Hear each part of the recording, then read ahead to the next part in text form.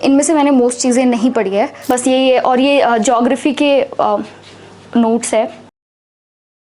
Ma'am अभी आपका जो सिलेक्शन हुआ है, आपका क्या रिएक्शन था जब आपने अभी रिजल्ट देखा? More than happiness, I think it was relieving that I could clear it and I did not have to sit for another attempt. Hindi literature, थोड़ा सा उसके बारे में बताइए कि आपने हिंदी लिटरेचर ऑप्शनल क्यों रखा? करंट अफेयर्स काफ़ी इंपॉर्टेंट हो जाता है, कोई लोग बोलता है द हिंदू पढ़ लो, इंडियन एक्सप्रेस पढ़ लो। सो मैम स्टार्ट कैसे हुआ था ये यूपीएससी की तैयारी? जैसे आप इधर कोचिंग वगैरह के बारे में बताया, आप करोल बाग में रहकर तैयारी भी कर रहे हैं। मेरा पर्सनालिटी ऐसा है कि मुझे एक कम्पिटिटिव एनवायरनमेंट चाहिए for me to prove myself. और वो घर पे रह के एक लेथार्जी आ जाती है, आप अपने बस मम्मी पापा का आपको प्यार मिल रहा है, आप खाना खा के सो जा रहे हैं। Hello everyone, welcome to student. तो हमारे साथ है सोनू कुमारी मैम, जिनका 208 रैंक के साथ यूपीएससी में सिलेक्शन हुआ है आईएएस के लिए। ये मैम का सेकंड अटेम्प्ट था और जो मैम का ऑप्शनल है वो हिंदी लिटरेचर है और मैम इंग्लिश मीडियम से है, तो ये जर्नी काफ़ी इंटरेस्टिंग होगी। साथ ही साथ मैम की स्ट्रेटजी क्या रही, बुक लिस्ट क्या रही, ओवरऑल उन्होंने कैसे प्रिपरेशन वगैरह करी है। मैम करोल बाग के पास रहकर तैयारी करते थे। सो आज हम इस वीडियो में डिस्कस करेंगे। सो अभी तक आपने चैनल को सब्सक्राइब नहीं किया तो चैनल को सब्सक्राइब कर लीजिए। मैम सबसे पहले आप अपना नाम और एजुकेशन बैकग्राउंड बताइए। मेरा नाम सोनू कुमारी है। मेरा एजुकेशनल बैकग्राउंड बहुत वेरिड रहा है। स्टार्टिंग में मैंने अपने गांव झुंझुनू डिस्ट्रिक्ट से पढ़ाई की थी। उसके बाद 1 साल मैंने हिंदी मीडियम से भी हॉस्टल में रहकर पढ़ाई की है, जो कि जैसा आपने बोला हिंदी लिटरेचर के जो ऑप्शनल है उसको चॉइस करने के लिए बहुत हेल्पफुल रही थी वो चीज़। उसके बाद मैंने 8वीं कक्षा से दिल्ली में ही आर्मी पब्लिक स्कूल से पढ़ाई की है। उसके बाद हिस्ट्री ऑनर्स ग्रेजुएशन किया है lady Shri Ram college for women university of Delhi से। उसके बाद ये मैंने सेकेंड अटेम्प्ट में मैं कर पाई हूँ इस। Okay, so ma'am civil services या फिर यूपीएससी की मोटिवेशन वगैरह कहाँ से आई थी आपको? सर मोटिवेशन तो जैसा कि होता है कि मेरा मैथमेटिक्स बहुत वीक था, तो मेरे लिए और मुझे चाहिए भी था कि मैं कुछ ऐसा करूँ जो कि जिसके लिए जो मुझे चैलेंजिंग हो और जो मैं करके मुझे फील हो कि समथिंग वर्थ अचीविंग। और मुझे फील हुआ कि वो सिविल सर्विसेज का ही एक फील्ड था। ऑल्सो जब मैं गांव जाती थी तो there was this very much like awe and craze about UPSC.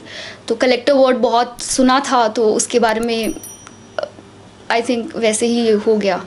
Right ma'am. So ma'am अभी आपका जो सिलेक्शन हुआ है, आपका क्या रिएक्शन था जब आपने अभी रिजल्ट देखा? सर 2-3 दिन से हम लोग वेबसाइट को बार बार रिफ़्रेश कर रहे थे कि रिज़ल्ट आएगा रिज़ल्ट आएगा। उससे पहले बहुत घबराहट हो रही थी, लेकिन जैसे ही रिज़ल्ट आया तो एक बहुत रिलीफ फील हुआ। More than happiness, I think it was relieving that I could clear it and I did not have to sit for another attempt. क्योंकि मैं प्रीलिम्स की बिल्कुल नहीं पढ़ाई कर रही थी, नेक्स्ट वाले की इतनी एंग्जाइटी में हो भी नहीं रही थी। तो लेकिन उसके बाद मैं फोरम गई, आयुष सर से मिली। उसके बाद धीरे धीरे जो फीलिंग्स है वो समझ में आया कि what I have been able to achieve. Right. So ma'am start कैसे हुआ था ये यूपीएससी की तैयारी? जैसे आप इधर कोचिंग वगैरह के बारे में बताया, आप करोल बाग में रहकर तैयारी भी कर रहे हैं। सर ये बचपन से ही मैं बोलूँगी ड्रीम था। बचपन एज इन 11th क्लास से जब से थोड़ा सा दिमाग आया। उसके बाद फर्स्ट अटेम्प्ट मैंने दिया था अपने घर पे ही रह के, लेकिन मेरे को फील हुआ कि वहाँ पे वो मुझे एनवायरनमेंट नहीं मिला जो कि मेरे को कॉम्पिटिटिव फील करवाए, जिससे कि मैं अपना बेस्ट एफर्ट पुट इन करूँ। तो इसलिए उसके बाद मेरा दिल्ली कैंट में घर था, तो वहाँ से फिर मैं शिफ्ट करके पटेल नगर आई, so that there is nearness to coaching institutes and the crowd as well. फिर उसके बाद बस वही पढ़ाई की, लाइब्रेरी में कभी कभी गई, कभी नहीं गई, कभी रूम से पढ़ाई की, तो फिर हो पाया। बैच की स्टूडेंट थी, तो I stuck with the forum itself more और लेस। ये उसके PYQs है। उसके बाद ये मेरे नोट्स है जो 2 साल के हैं। इवन तो मैंने इनमें से मोस्ट चीज़ें नहीं पढ़ी है, बट ये वही कलेक्शन है। फिर ये हिंदी लिटरेचर के है, ये मेंस का एरिया था। हिंदी लिटरेचर के नोट्स है, और ये नीचे वाले हैं जो उतना नहीं मैंने पढ़ा था, और ये लास्ट के टाइम की है। ये फंडामेंटल राइट्स और DPSPs वगैरह ये सब मैं इनकॉर्पोरेट कर देती थी एसेज वगैरह में, even across the subject as well. तो वो टॉप ऑफ द माइंड रहते थे कि ये वाले कोट्स है, कोट्स एसेज में लिख सकते हैं, even in some GS ways as well. ये मेरा फर्स्ट टाइम टेबल था जो मैंने सोचा था कि मैं हर रोज़ 12 घंटे पढ़ूंगी, 10 घंटे पढ़ूंगी, बट अच्छा, ये रेड ऑरेंज और ये जी सब का ग्रीन वाला था कि मैं उस दिन कर पाई थी, येलो वाला था कि थोड़ा बीच का कर पाई थी, रेड वाला था कि मैं नहीं कर पाई थी, और पिंक वाला था कि मुझे पता नहीं, एज इन मैंने उस दिन सेटिस्फैक्शन नहीं था, बट उतना भी अच्छा नहीं था, तो 4 लेवल्स ऑफ इट, बट बहुत सारे मैंने मार्क भी नहीं किए थे, क्योंकि वही होता है कंसिस्टेंसी, आप कंसिस्टेंटली आप नहीं कर पा रहे हो। फिर ये हिंदी लिटरेचर का था जो कि मैंने सोचा था कि आंसर्स में मैं लिखूंगी, लेकिन सिर्फ कभी के बना पाई, क्योंकि मेरे को लगा कि अब सारा करूँगी तो दीवार ही ढक जाएगी, तो वो मैंने नोट्स में ही बना लिया था। मैप को छुपा दिया क्योंकि एटलस से ही डायरेक्टली पढ़ लेती थी, और ये अब इस वाले प्रीलिम्स के लिए मैंने सोचा था, जब वेट कर रहे थे इंटरव्यू के बाद, तो ये मेरे जो दिन हैं जो मैं गिन रही थी कि इतने दिन होंगे, लास्ट के ये नहीं मैंने गिने क्योंकि मैं फिर घर चली गई थी, और बस यही है। और ये ज्योग्राफी के कुछ नोट्स है। अच्छा, तो ये जो आप करोल बाग के पास पटेल नगर में रह रहे हो, तो यहाँ कर रहना आपके लिए बेनिफिशियली रहा? जैसे कि कहा जाता है कि इधर पे काफ़ी इन्वायरमेंट मिलता है, उसी तरीके के स्टूडेंट्स मिलते हैं और इन्वायरमेंट देखकर हम मोटिवेट होते हैं, ऐसा कुछ? सर ये बहुत वेरिएबल है, इसके ऊपर बहुत मैं स्ट्रिक्टली कुछ नहीं बोल पाऊँगी, क्योंकि मेरा पर्सनालिटी ऐसा है कि मुझे एक कम्पिटिटिव एनवायरनमेंट चाहिए for me to prove myself, और वो घर पे रह के एक लेथार्जी आ जाती है, आप अपने बस मम्मी पापा का आपको प्यार मिल रहा है, आप खाना खा के सो जा रहे हैं, even though you are preparing for it, लेकिन वो एक आई थिंक वो चाहिए होता है, जो कि मुझे यहाँ पे आके एनवायरनमेंट में फ़ील हुआ। कभी कभी थक जाती थी, मन नहीं होता था पढ़ने के लिए, तो लाइब्रेरी ज्वाइन कर लेती थी, देखती थी बच्चे बहुत पढ़ रहे हैं, तो मेरे को फील होता था कि बहुत ही कॉम्पिटिटिव है, लेकिन at the same time there could be people who are self motivated, self disciplined as well, तो उन लोगों के लिए आई थिंक बिल्कुल नहीं ज़रूरी है कि आप आएँ यहाँ पे, लेकिन जो लोग जिनको लगता है कि उनका पर्सनालिटी में कुछ ऐसे ट्रेट्स है which need to be rectified and they can be rectified by being here, तो वो आप कर सकते हैं। राइट। सो मैम, अगर हम आपसे स्ट्रेटजी आपकी पूछे तो स्ट्रेटजी क्या बनाई आपने, कैसे तैयारी करना स्टार्ट किया? सर पहले तो बहुत सारे YouTube वीडियोस जो जर्नी होती है उसमें सभी एस्पिरेंट्स जो देखते हैं YouTube पे स्क्रॉल करते हैं, इवन दो वीडियो होगी कि हाउ टू वीडियो में टीचर्स बताएंगे कि how to prepare for UPSC, लेकिन फिर भी कमेंट्स में बच्चे पूछते हैं how to prepare for UPSC, तो वो वाला एक बिगिनिंग में फेज़ मेरा भी था। बहुत सारे यूट्यूब पे लेक्चर्स देखे, टॉपर्स के वीडियोस देखे, उनसे एक ब्रॉडली आइडिया हो गया कि there is vastness of syllabus, there is vastness of resources as well, तो बस अपने आप को लिमिट करना है। ये सब चीज़ें सबको पता होती है, लेकिन बस एक वो होता है कि आप कर नहीं पाते हैं। वो फिर कोचिंग आए, कोचिंग में भी पढ़ाया, और जो मोस्ट सजेस्टेड सब्जेक्ट्स होते हैं वो पढ़े, उसी से हुआ। Right ma'am. सो मैम, अगर जैसे प्रीलिम्स के बारे में आपसे पूछूं तो प्रीलिम्स की क्या अप्रोच रहती थी, कैसे प्रिपेयर किया आपने? सर सबसे पहले तो जो बेसिक बुक्स होती है, हर कोई बताता है, वही लिस्ट होती है, हर सब्जेक्ट की वही लिस्ट होती है, वो करनी है। फिर करंट अफेयर्स के लिए और न्यूज़पेपर एक पढ़ लीजिए, द हिंदू, और फिर टेस्ट सीरीज़ लगाइए। मैंने SFG बहुत रेगुलरली किया था क्योंकि मुझे कंसिस्टेंसी चाहिए थी, तो रोज़ सुबह जाते थे, टेस्ट देते थे, रिजल्ट्स मिलते थे कभी, और उससे ये भी समझ में आता है कौन सा आपका सब्जेक्ट वीक है, कहाँ पे आपको इम्प्रूव अपॉन करना है, कौन सा आपका स्ट्रॉन्ग है। मेरा हिस्ट्री ग्रेजुएशन था, तो मैंने उतना पढ़ा हुआ था, तो लगता था कि this is not an area where I need to improve upon, लेकिन कई बच्चों को इशू होता है हिस्ट्री में, तो मेरे को इकोनॉमिक्स में इशू था, साइंस एंड टेक्नोलॉजी में इशू था, तो वो टुवर्ड्स द एंड मैंने प्रिपेयर किया। पेपर के पहले दिन तक लास्ट वीक और 10 डेज़ में PYQ सॉल्व किए, एलिमिनेशन टेक्निक्स होती है वो बहुत हेल्पफुल होती है यूपीएससी में, वो चीज़ की। तो बस वही सर जो सब बताते हैं वही मेरा भी था। ओके, सो प्रीलिम्स में कितने क्वेश्चन अटेम्प्ट करके आते थे आप? सर 85 के अराउंड, क्योंकि मेरा उसमें एक्यूरेसी में इशू था। ओके, एक चीज़ और, CSAT जो कि इम्पॉर्टेंट होता है और नॉर्मली CSAT में काफ़ी लोग फेल भी होते हैं, तो CSAT को कैसे किया? सर CSAT में मेरा लैंग्वेज स्किल्स हेल्प किया मुझे, इंग्लिश रीडिंग कॉम्प्रिहेंशन जो था, कॉम्प्रिहेंशन या इंग्लिश हिंदी जो भी, तो कॉम्प्रिहेंशन और फिर रीजनिंग आई थिंक उसने ज़्यादा हेल्प किया। मैथ्स तो हमेशा मुझे लगता था कि नहीं ही कर पाऊँगी, लेकिन मैथ्स के 1-2 सवाल हो जाते थे, उसी से क्लियर हो गया। ओके, और एक और चीज़ मैम, जैसे कि प्रीलिम्स में क्या है कि रिवीजन और प्रैक्टिस काफ़ी इंपॉर्टेंट हो जाती है, तो वो कैसे किया आपने, एग्ज़ाम्स के पहले कैसे किया, ओवरऑल चीज़ें कैसे करें? सर बहुत बड़े ज़्यादा क्वांटिटी होती है जो भी पढ़ना होता है उसके लिए, तो कोशिश करें कि शॉर्ट नोट्स बना ले। फॉर एग्जांपल लक्ष्मीकांत सब बोलते हैं कि नहीं बनाना चाहिए, बहुत इंडिविजुअल भी है, लेकिन मैंने उसको 3-4 बार पढ़ा, फिर मुझे फील हुआ कि शॉर्ट नोट्स अगर मैं बनाऊंगी तो मैं ज़्यादा उसको जल्दी से कर पाऊंगी। तो लक्ष्मीकांत के मैंने शॉर्ट नोट्स बनाए थे, स्पेक्ट्रम के नहीं बनाए थे, अभी 1 महीने पहले मैंने बनाए। वो मुझे फील होता पहले बनाती तो मैं काफ़ी टाइम सेव कर पाती उस पर। एनसीईआरटीज़ को वहीं पे हाईलाइट कर लिया, क्योंकि स्कूल में भी एनसीईआरटीज़ पढ़ी थी और उसके बाद भी काफ़ी बार पढ़ लिया था। एनसीईआरटीज़ हो गया, तो मतलब बेसिकली शॉर्ट नोट्स हर चीज़ के नहीं, जो एरिया आपको लगता है कि आप उससे easily connect, as in you can jump from one line to another without needing explanation of it, तो आप वैसे कर सकते हैं। लेकिन कुछ सब्जेक्ट्स होते हैं, फॉर एग्जाम्पल साइंस हो गया, साइंस एंड टेक, बायोलॉजी, ये सब जो सब्जेक्ट्स होते हैं जिससे that scared me a lot, उसके लिए I would read on the chapters again and again thoroughly, so that दोबारा वो अंडरस्टैंडिंग हो जाए। Right ma'am. सो मेंस जो है, मेंस के लिए भी काफ़ी इंपॉर्टेंट स्ट्रेटजी की ज़रूरत होती है, मटेरियल की ज़रूरत होती है, तो मेंस के लिए क्या किया? सर मेंस के लिए भी वही जो नॉर्मल सोर्सेज सभी बताते हैं, पीवाईक्यूज़ के जो एरियाज़ है, प्रीलिम्स में आपको पता नहीं क्या आएगा, लेकिन मेंस में आपको पता है ये ऐसे क्वेश्चंस है, बहुत रिपीट होते हैं, तो फोकस उस पर पीवाईक्यूज़ पे होना चाहिए। हर एरिया के जो पीवाईक्यूज़ है जो बार बार रिपीट हो रहे हैं, उनके मैंने आंसर्स मैं लिख लेती थी, कहीं कहीं पे उनके आंसर्स मिल जाते थे, उससे क्वालिटी एनरिचमेंट भी हो जाता था। फिर उसमें ये होता है कि आप फोकस होना चाहिए पेपर कंप्लीशन पे। मैंने बहुत सारे फ्रेंड्स हैं जो नहीं कर पाए इस बार, उसका मेरे को बहुत बुरा लग रहा है, क्योंकि बहुत इंटेलिजेंट स्टूडेंट्स हैं, बट वो इशू होता है कि क्वालिटी के ऊपर दे फोकस मोर। मेरा फोकस था कि मैं उसको फिल इन करूँ, as in not rubbish, but fill in it with good stuff, for example facts, committees, then maps or diagrams and all of that. वो सब यूज़ करके you can get like more marks because you are just putting in some facts that the examiner feels compelled to give you marks for. तो वो चीज़ थी। और sir वही जो basic सभी बताते हैं वही चीज़ें। राइट।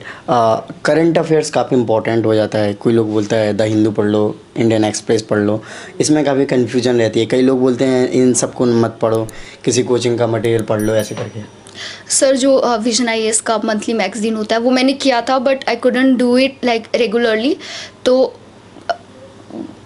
मतलब एक बार आप गो थ्रू कर लीजिए, you will get an idea, you will not go through fear of missing out जो हर कहीं पे होता है। उसके अलावा सर करंट अफेयर्स के लिए द हिंदू जो बोलते हैं बहुत, I felt that I could clear could do 2 questions because of it. जो मेरे को एनवायरनमेंट से रिलेटेड स्पेशली जो पार्ट्स लगते थे, एनवायरनमेंट रिलेटेड कुछ आर्टिकल्स आते हैं, जैसे स्पीशीज़ फाउंड, मियावाकी वाला जो बहुत न्यूज़ में था, ऐसे वाले क्वेश्चंस होते हैं। तो you can do them by having an awareness of what is there in news, और वो आप बस एक बार पढ़ते जाएंगे न्यूज़पेपर तो हो जाएगा। लास्ट के 3 to 4 मंथ्स में मैंने ये भी किया था कि जो मेरे को लगता था कि बहुत ज़रूरी है उसका मैं फ़ोटो ले लेती थी, गूगल फ़ोटोज़ पे डाल के, फिर टुवर्ड्स द एंड मैंने उसको रिवाइज़ कर लिया था, जो इम्पॉर्टेंट फील होता है फैक्ट्स एंड ऑल न्यूज़पेपर में। तो सर वही क्या था। राइट। मैम जैसे मेंस में क्या है कि एथिक्स एंड ऐसे रहता है, तो एथिक्स एंड ऐसे काफ़ी टफ माने जाते हैं और सिंपल भी माने जाते हैं, तो उसके लिए आपने क्या किया था? सो मेरे को फील होता है कि ऐसे मेरा स्ट्रॉन्ग पॉइंट था, क्योंकि मैं क्लास 11 से ही ऐसे राइटिंग कॉम्पिटिशन्स में पार्टिसिपेट करती थी। मेरे स्कूल टीचर्स ने उसके लिए मुझे बहुत पुश किया। जो कॉम्पिटिशन्स होते थे उसमें they would regularly send me for it, Hindi भी और इंग्लिश भी। तो मुझे उसका उसी से एक प्रैक्टिस था उसी समय से।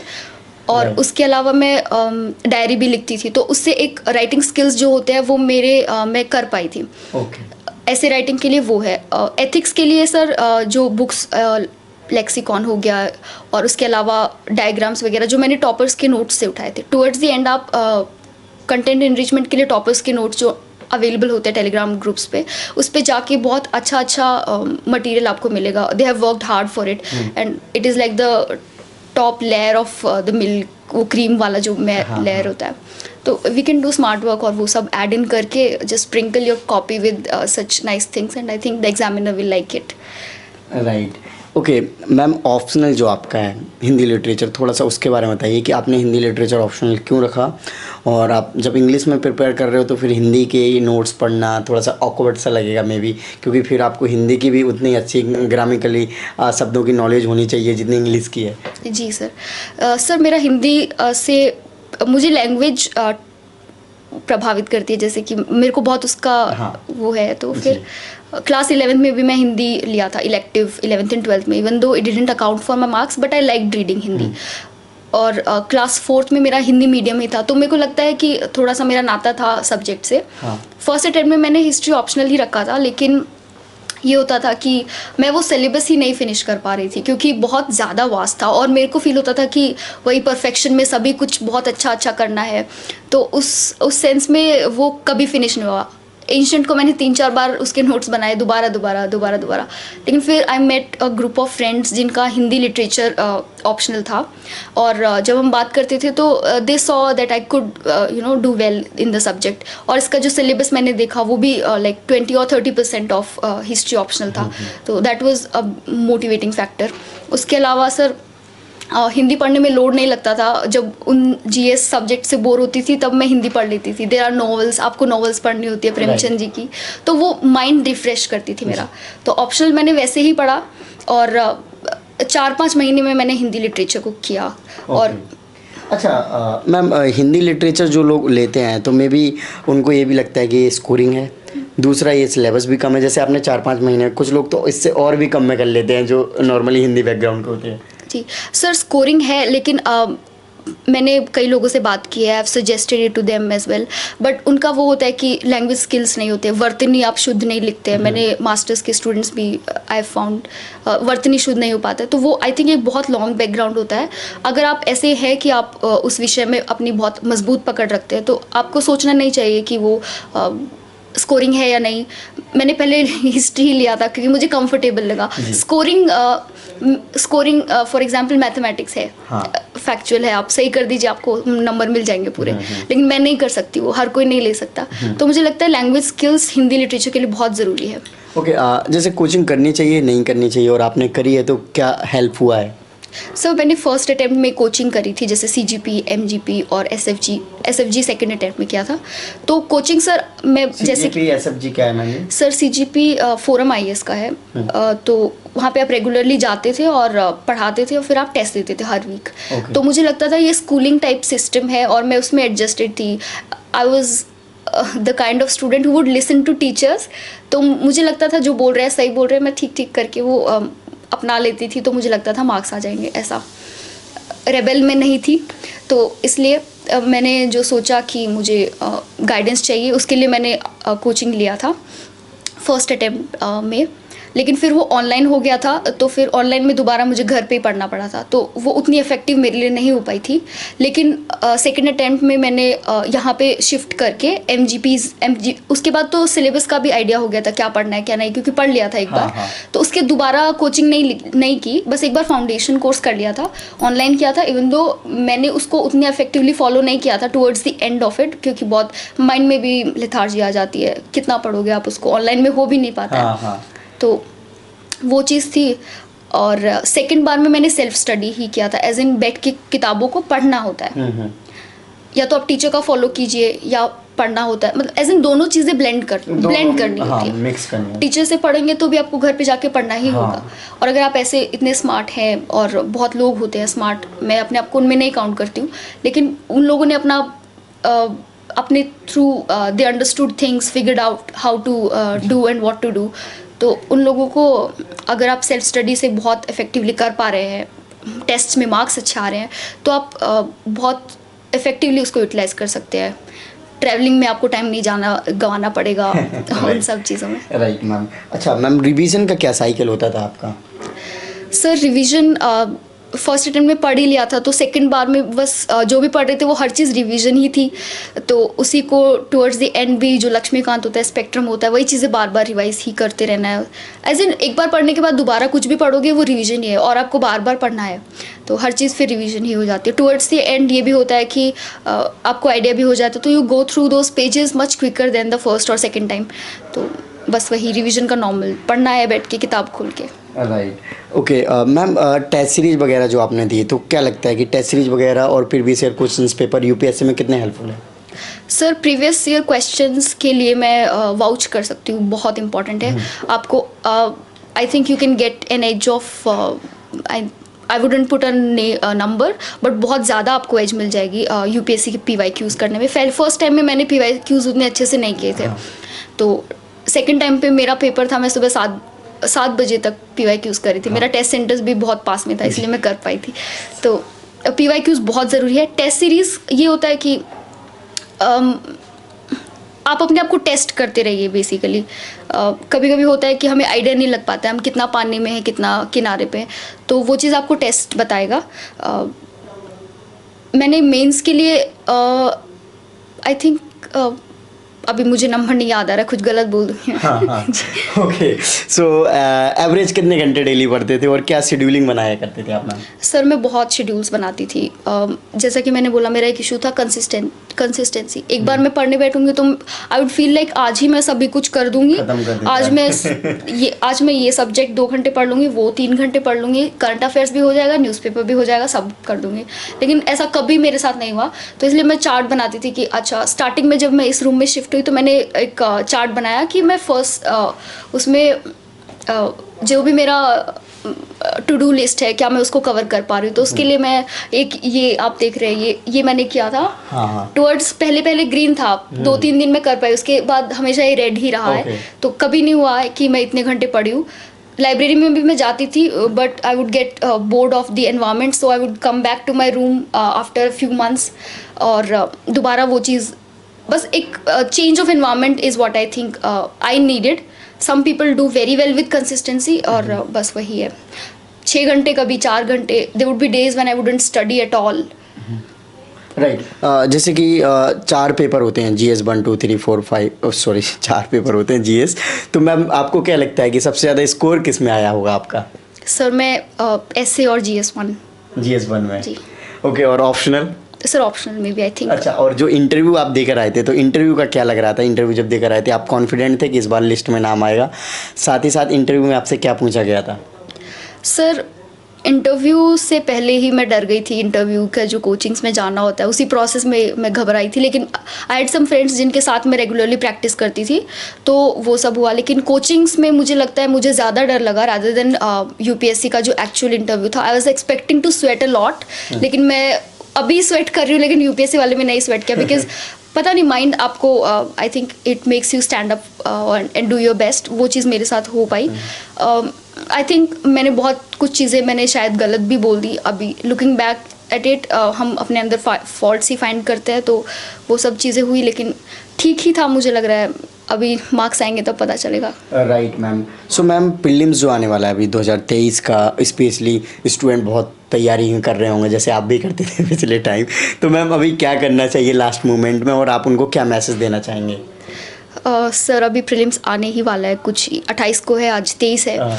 तो मेरा वही है कि PYQs कीजिए और रिवाइज कीजिए। स्टैटिक पे ज़्यादा फोकस कीजिए। करंट अफेयर्स तो बहुत अनप्रिडिक्टेबल है, static should be your area of focus, और PYQs पे बहुत ज़्यादा फोकस। और जो एलिमिनेशन टेक्निक्स होती है in realizing how the UPSC examiners set the paper, वो a peek into their mind might help you score some more marks. Right.